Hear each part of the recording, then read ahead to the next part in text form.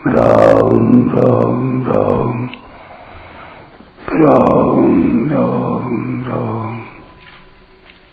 राम राम राम नारायण नारायण। संबंध। अब भगवान आगे के श्लोक से स्थित प्रज्ञ कैसे बैठता है इस तीसरे प्रश्न का उत्तर आरंभ करते हैं। यदा संहरते चायं कूर्मोऽङ्गानीव सर्वशः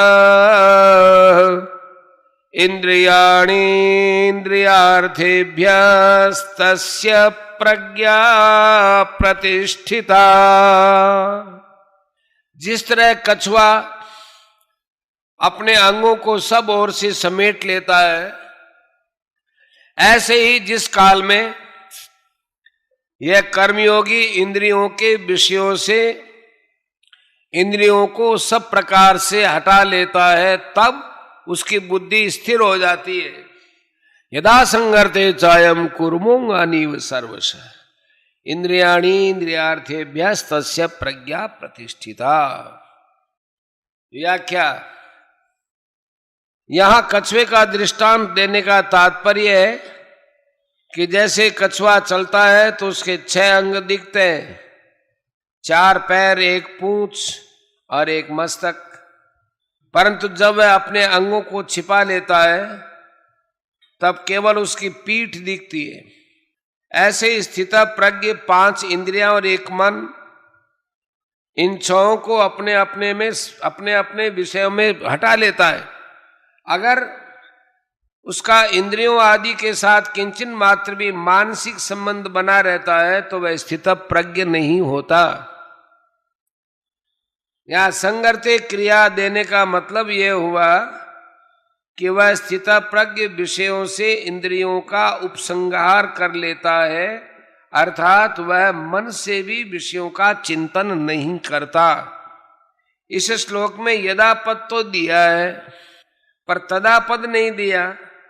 यद्यपि यद तदोर नित्य संबंध के अनुसार जहां यदा आता है वहां तदा का अध्यार कर लिया जाता है, अर्थात जब यदा के अंतर्गत ही तदा पद आ ही जाता है। परंतु यहां तदा का प्रयोग न करने का एक गहरा भाव है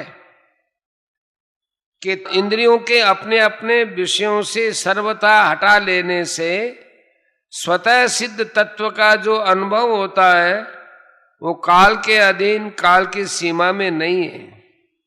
कारण कि वह अनुभव किसी क्रिया अथवा त्याग का फल नहीं है। यह अनुभव उत्पन्न होने वाली वस्तु नहीं है। अतः यहां कालवाचक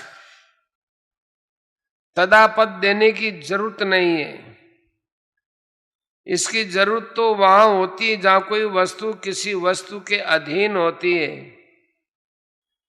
जैसे आकाश में सूर्य रहने पर भी आंखें मूंद लेने पर सूर्य नहीं दिखता और आंखें खोलने से ही सूर्य दिख जाता है, तो यहां सूर्य और आंखों में कार्य कारण का संबंध नहीं है। आंखों के खुलने से सूर्य पैदा नहीं हुआ, सूर्य तो पहले से ही ज्यों का त्यों है। आंखें बंद करने से पहले भी सूर्य वैसा ही है और आंखें बंद करने के बाद भी सूर्य वैसा ही है। केवल आंखें बंद करने से हमें उसका अनुभव नहीं हुआ था। ऐसे ही यहां इंद्रियों को विषयों से हटाने से स्वतः सिद्ध परमात्मा का जो अनुभव हुआ है वह अनुभव मन सहित इंद्रियों का विषय नहीं है। तात्पर्य है कि वह स्वतः सिद्ध तत्व भोगों के साथ संबंध रखते हुए और भोगों को भोगते हुए भी वैसा ही है, परंतु भोगों के साथ संबंध रूप पर्दा रहने से उसका अनुभव नहीं होता और यह पर्दा उठते ही उसका अनुभव हो जाता है।